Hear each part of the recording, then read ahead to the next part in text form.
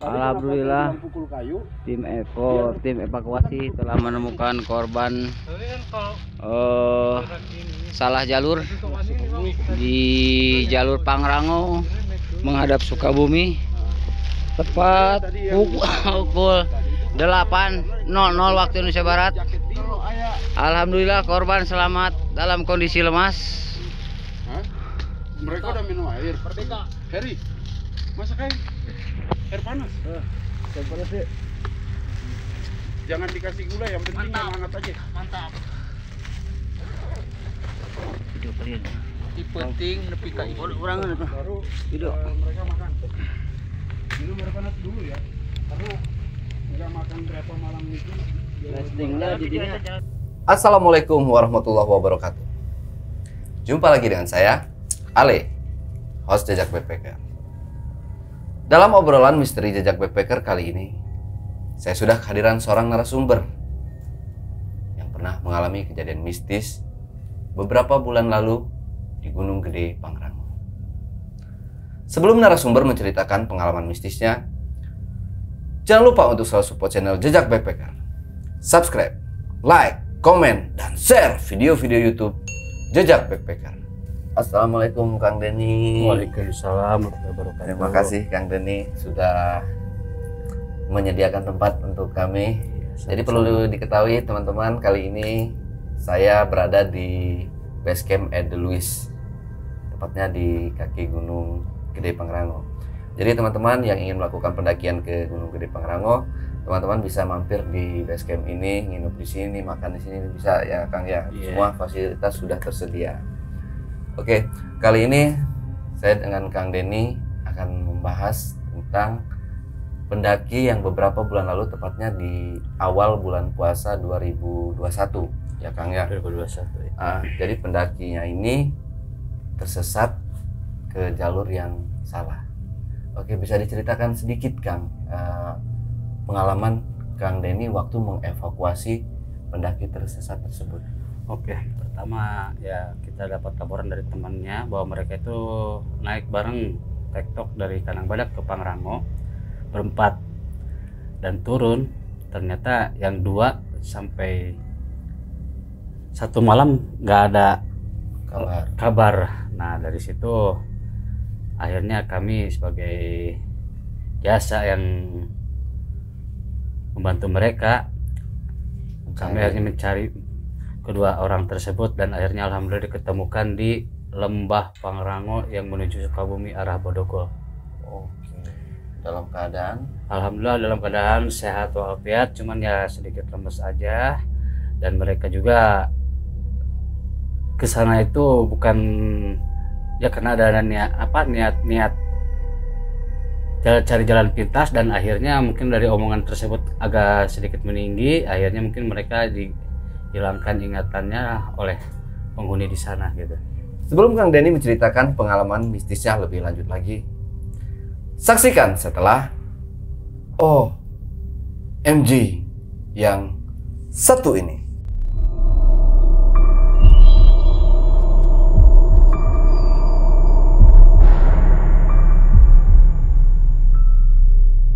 Oke, Kang Denny, mungkin bisa langsung diceritakan pengalaman Kang Denny mengevakuasi pendaki yang tersesat tersebut. Pertama mereka datang minta bantuan ke saya tentang masalah simaksi dan saya bilang oke. Dan akhirnya ya mereka dapat izin juga dari forum saya.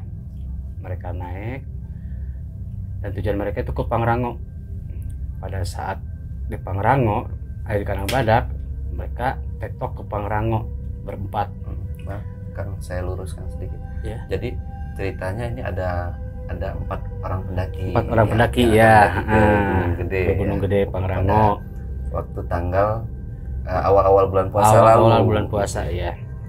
Jadi mereka ini akan mengadakan pendakian ke Gede, terus mereka ini laporan mampir dulu di basecampnya Kang. Ya biasalah Dedi, juga ya. pendaki datang dulu ke sini sebelum mereka berangkat pagi, rehat dulu, packing ulang, ya cek logistik segala macam peralatan. Dan akhirnya mereka ya start lah menuju Kanang Badak, dan paginya mereka mau tektokan ke Pangrango. Dan mereka berempat ini nyampe ke Pangrango setelah ya mungkin foto-foto atau apa, ya mereka lah istirahat sejenak ngopi di Pangrango. Akhirnya mereka ingin meluncur ke Kanang Badak. Nah dari 4 orang ini, si A dan si B ini nggak bareng-bareng, malah ngomong saya mau jadi jalan pintas. Oh gitu. Mau jadi jalan pintas. Akhirnya mereka ngambil ke kanan. Nah seharusnya itu mereka jangan ke kanan terus, kan di situ juga ada, di atas Tanah Merah itu ada garis polisi juga, ada pita, itu sebenarnya jalur terlarang lah buat para pendaki. Nah mungkin dari omongan mereka agak kasar, akhirnya mereka ya udah terbawa lah pikiran mereka itu, mungkin udah kurang kemasukan, akhirnya mereka ke kanan dan ke kanan. Nah yang 2 orang ini nyampe dia ke Kanang Badak sekitar jam 4 antar sekitaran lah. Nah ditunggu-tunggu ini yang 2 kok belum datang juga, kok belum muncul lagi, dilihatin lagi, tanyain lagi sama yang turun dari Pangrango, lihat yang 2 orang enggak? Mereka bilang nggak lihat. Lihat yang 2 orang pas waktu itu hujan gede, lebat lah hujan itu. Pas akhirnya mungkin mereka berpikir wah mungkin nginep di tenda yang lain, di pendaki yang lain. Dan akhirnya sampai pagi mereka masih nunggu juga, ini belum turun juga. Akhirnya mereka tunggu sampai jam, kalau nggak salah jam 11 dia mereka packing, yang 2 akhirnya dia turun ke base camp sambil bilang, Kang teman saya yang 2 orang nggak ada, dia naik ke Pangrango. Pada saat saya kaget kenapa nggak bareng-bareng, justru mereka itu mau jadi jalan pintas. Saya tanya di mana teman perpisahnya, malah mereka yang 2 juga sedikit berbohong, katanya di bawah. Kalau sebenarnya kalau di bawah itu nggak bakalan tersasar gitu. Dari masuk ke kiri paling ke jalur yang pertama yang lama gitu, kan itu ada jalur lama juga. Padahal mereka itu terpisahnya itu di atas di Tanah Merah, di Tanah Hitam. Nah setelah datang ke sini mereka lapor berdua, ya saya usahain waktu itu sama teman saya, udahlah kita cek ke atas, kita sisir pendaki, barangkali dia ngecamp di tenda yang lain bareng sama pendaki yang lain. Langsung malam itu juga pagi ya. Paginya sore Kang pokoknya Dedi bersama timnya langsung. Belum, tim pertama teman saya. Nah pas saya berdua mau nyisir ada telepon pas di Batu Kukus bahwa yang berdua masih ada di Pangrango. Nah saya kaget, akhirnya saya langsung aja, waktu itu udah pasti dapat sinyal, belum bawa HP, saya nyuruh di bawah siapkan tim relawan yang biasa udah jalur Pangrango. Akhirnya ada tim masyarakat, ya tim yang suka berburu, sama tim rekan juga di forum saya. Mereka meluncur nyusul saya di Kanang Badak sampai jam 1. Dan mereka akhirnya pas nyampe di Kanang Badak, mengapa dari titik koordinat itu kita udah menentukan titik koordinat bahwa ini ada di belakang Pangrango, kok semuanya itu harus memilih dulu ke depan Pangrango, padahalnya adanya di belakang Pangrango. Pas mereka baru berapa langkah, mungkin 5 menit dari Kanang Badak, ada yang minta tolong, teriak lah. Mereka juga ini yang relawan juga teriak-teriak, ada yang nyautin juga, wah udah pede nih di sini. Ternyata akhirnya itu hanyalah halusinasi, tapi semuanya itu mendengar. Teriakan semuanya itu mendengar. Ada yang minta tolong lah, katanya iya di sinilah. Ya akhirnya pada waktu itu ya mereka terusin aja lah sampai nyampe di puncak Pangrango. Waktu itu katanya jam 4 kalau nggak salah. Dan mereka udah kelelahan juga, waktu itu hujan juga gerimis. Akhirnya ya cari-cari yang kering dikit, mereka bakar-bakar untuk menghangatkan badan. Dan tujuan pertama bahwa kita harus ke titik koordinat yang udah ada. Akhirnya mereka sepakat berempat itu, berlima kalau nggak salah, menerabas buka jalur baru. Dan akhirnya dari titik koordinat itu si korban yang tersesat itu mungkin sekitar 800 meter udah pindah. Akhirnya ya membingungkan juga itu para. Dan alhamdulillah pada waktu itu ngelihat suara teriakan, ada yang nyaut suruh pukul kayu, dia pukul lagi. Nah berarti itu benar. Dan akhirnya dari itu beberapa punggungan dilalui, mungkin sekitar perjalanan 2 jam dari jalur, ditemukanlah itu yang si korban yang satu udah sedikit lemes karena 2 malam dia itu nggak makan apa-apanya, gula merah yang dia bawa di depek mereka. Jadi nggak bawa logistik sama sekali. Sama sekali nggak bawa logistik. Sih yang diberuntungkannya itu dia itu alhamdulillah bawa power bank yang begitu kuat baterainya sampai bisa ngecas HP-nya itu. Makanya dia ke bawah ngasih titik koordinat dia ada di belakang perang. Kalau saya nggak ada titik koordinat masalah dia. Oh, oke. Jadi sempat itu sempat aktif HP-nya itu. HP aktif bisa mengirimkan sinyal ke base camp. Kita tetap masih di atas. Okay. Cuman dia kontekan sama di base camp bahwa dia ada di titik koordinat itu. Nah, kita kan pakai screenshot juga. Kita bawa ke atas bahwa mereka ada di punggungan belakang belakang Pangrango arah Sukabumi. Pas alhamdulillah itu si korban yang satu di bawah, yang satu di atas punggungan, yang dalam kondisi bilang aman lah kondisinya, cuman badan yang satu lemas, yang satu masih sehat, dan kita juga nggak bakal mungkin untuk menanduk. Oh, jadi mereka nggak ditanduk? Nggak digendong sama sekali, suruh jalan. Karena kalau misalnya kita gendong atau kita tanduk, itu ya di samping dia jalan mereka ini jurang, takutnya terpeleset lah, karena para relawan juga itu udah pada kelaparan juga. Oh, udah nggak makan ya selama pencarian itu ya? Iya, nggak makan juga, karena waktu kita mau pergi juga itu yang di Kanang Badak udah kok diputarkan, udah tahu kita titik koordinat di belakang, kok bisa masuk ke depan. Oh, nah itu jadi diputarin lagi. Dan itu yang satu yang udah lemes, namanya pokoknya si Bella itu, dia itu sampai bawah nggak mau dibawa turun.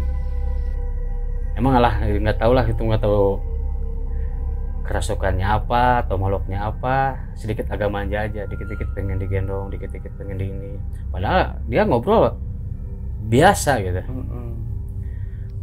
Tapi alhamdulillah pas dari Kanang Badak sampai bawah dia tetap normal jalan. Pas mau nyampe 100 meter ke base camp, kok ke pos komunikasi Maksi, dia itu nggak mau sama sekali, nggak mau jalan, duduk, nggak mau jalan sama sekali, dia duduk. Mungkin ya pengennya pulang lagi ke atas, karena di badan dia tuh masih kerasukan, masih masukan lah gitu ibaratnya. Pengennya itu dia pulang lagi aja ke atas. Pas kita paksa dengan secara kasar, ya alhamdulillah datang ke base camp dan kita cari orang yang bisa menghilangkan. Dan ternyata itu yang penunggu di Curug Pangrango itu badannya tinggi sekali. Ya pengen dibilang pokoknya orang pintar, mungkin dia lebih tahu gitu ya, merasa terganggu sama dia. Untungnya itu yang dua masih diaping sama kakek buyutnya mereka yang udah meninggal, masih dijaga. Oh, masih dijaga. Jadi masih walaupun keadaan mereka agak lemas, itu karena mungkin ingatan mereka masih ada gitu. Masih ada, ingatan mereka masih ada, dan ya alhamdulillah lah masih mungkin. Ya makanya saya juga itu bilang sama pendaki, kamu kalau sendiri pulang ke rumah langsung lu minta maaf sama ibu lu, saya bilang kayak gitu. Ini dosa kalian mungkin, saya bilang kayak gitu. Ini kakek kalian masih nungguin kalian, menjaga kalian. Masih beruntung lah dia masih bisa hidup gitu. Mungkin satu malam lagi udah terkapar. Jadi si A dan si B itu kan pendaki asal Jakarta. Iya. Jadi mereka itu mengambil jalan pintas, itu tahu dari mana sih bahwa itu jalan pintas gitu loh, Kang? Ya mungkin instingnya mereka aja, mungkin ya begitulah, karena namanya pendaki yang agak mungkin ya yang dibilang sombong, pendaki yang dibilang so tahu, bahwa dikiranya itu di gunung itu kayak di kampungnya sendiri gitu, jalan pintas, ada gang ini. Sedangkan kalau seandainya kita lewat sini ada yang terganggu, otomatis kan nggak enak juga gitu. Iya, betul. Nah akhirnya pas dia nyasar, yang dua udah panik. Ya begitulah pendaki yang namanya sedikit agak sombong gitu. Tapi dari pas awal ketemu itu kan, nanti videonya kan ada nih kan ya, videonya. Nah, nanti kita bakal tayangkan videonya, kita kasih lihat ke pemirsa di rumah kan ya. Dalam videonya itu kan si pendaki ini emang dia cuma tiduran agak sedikit linglung ya, sedikit lemas. linglung mungkin ya. Yang satu mah alhamdulillah dia masih bisa bersuara, yang satu ini ya linglung kayak gitulah, udah pasrah mungkin. Kalau seandainya yang satu habis gitu udah jadi botol kosong, mungkin yang itu juga gak bakalan ninggalin. Pernah kejadian gue di jalur itu nggak tahu berapa tahun yang lalu, ada yang meninggal juga di jalur itu. Dan misalnya mereka juga ya yang panggil yang ngikutin. Waktu malamnya dia itu yang dia cerita bikin pipak dari jaketnya dia sendiri, ada yang nongkrong di pinggirnya katanya. Ya itu orang kampung juga pernah ke sana, pemburu juga. Itu dibilang mereka yang iya, udah ke sana ya. Iya. Jadi selama mereka tersesat itu selama satu malam lah ya mereka tersesat. Dua malam dua jadi malam ya. Jadi selama 2 malam mereka tersesat itu mereka malah mengalami kejadian-kejadian seperti apa sih itu kan? Kata yang satu yang gede yang dia sadar ya diikutin lah, ada yang manggil lah, banyak yang main katanya itu selama di situ ya pasti. Terus yang paling nggak boleh pulang itu yang badannya agak tinggi katanya. Yang badannya agak tinggi. Jangan pulang, kamu udah di sini aja. Sama ini juga kampung kamu katanya. Yang penting mereka ya karena mungkin ada jagaan juga dari doa dari orang tua atau gimana pengen ketemu masih dibilang lah masih bisa panjang umur gitu. Dan akhirnya sadar juga mereka itu. Dan mereka sadar langsung ngambil HP, kasih minta bantuan ke bawah gitu, kasih titik lokasi Sherlock segala macam gitu. Kalau misalnya mereka udah nggak ada sinyal, udah baterai habis aja lah gitu, nggak bakalan tertolong gitu. Kesana jauh kesini jauh itu jalan nggak pernah ada yang injak.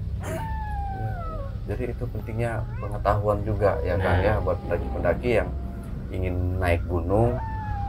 Ya kita coba jangan sok-sokan lah, kita buka jalur baru, buka apalah itu namanya. Ya satu pokoknya bukan jalur baru atau omongan jangan sampai kasar, pokoknya naik bareng turun bareng, istirahat bersama, makan bersama, mau makan mau apa pamit dulu. Seandainya kita mau buang air kecil juga pamit dulu, jangan sampai sembarangan lah omongan, jangan selalu kasar, dijaga selama kita berada di wilayah gunung, walaupun di gunung mana gitu, jaga aja omongan gitu. Padahal kan jalan udah jelas kan? Udah jelas ya. Udah jelas gitu. Kayaknya kecil kemungkinan itu buat tersesat gitu loh. Kenapa kita milih malah jalur baru?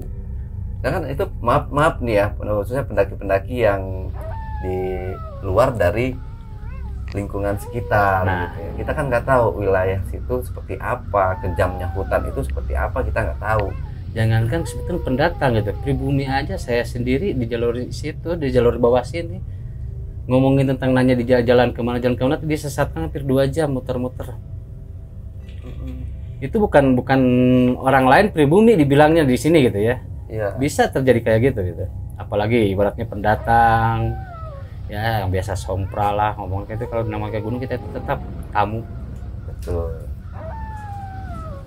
Oke, mungkin ada tambahan lagi Kang yang mau disampaikan untuk pendaki-pendaki di rumah, khususnya pendaki-pendaki ya, ini bukan untuk pendaki-pendaki pemula aja Kang ya, untuk pendaki-pendaki yang sering naik gunung juga harus jaga etika juga. Ya begitulah kepada para pendaki, saran dari saya, tolonglah sebelum mendaki cek logistik, cek peralatan, dan cek juga kesehatan. Dan selama dalam perjalanan dijaga kesopanan, tata krama, karena kita memasuki wilayah kampung, ibaratnya kampung orang lain lah, ibaratnya kita bertamu ke kampung sebelah, kita harus gimana sama tetangga sebelah kayak gitu. Jagalah etika kita gitu selama kita dalam perjalanan dan selama kita dalam perkemahan segala macam. Mungkin itu saran dari saya untuk para pendaki, jaga kekompakan, naik bareng, turun bareng, dan sekecil apapun juga tolong sampah dibawa turun kembali. Nah, Backpackers, itulah tadi obrolan misteri jejak backpacker sama narasumber kita, Kang Dedi. Kang Dedi ini pemilik dari Basecamp Edelweiss yang berada di Cibodas. Sekali lagi buat teman-teman yang ingin mendaki ke Gunung Gede Pangrango, silahkan mampir ke Basecamp Cibodas atau Basecamp Edeluis ini ke Pak Dedi. Jangan lupa untuk selalu support channel Jejak Backpacker. Subscribe, like, komen, dan share video-video YouTube Jejak Backpacker. Wassalamualaikum warahmatullahi wabarakatuh. Oke, Kang Dedi. Oke. Terima kasih Kang buat waktunya. Sampai jumpa.